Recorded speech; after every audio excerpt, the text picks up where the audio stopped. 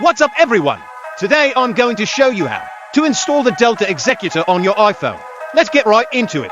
The first thing we need is a script. So let me just open this one for you guys and enter my Roblox account details here. Okay, now hit connect. It'll take a second. There we go. The verification was successful, which means our script has been installed perfectly. Alright, back in game.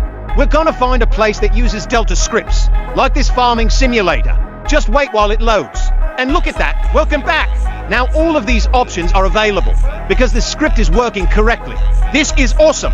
I can even change my character model from inside the game itself with just a few taps. So cool! Let's check out some other features. Oh yeah, there's an inventory menu too. You can see everything you've earned. Now let's actually start playing around. Look at us go, farming away in style. And boom, instant rewards. That's why you love using Delta. Anyway, thanks for watching.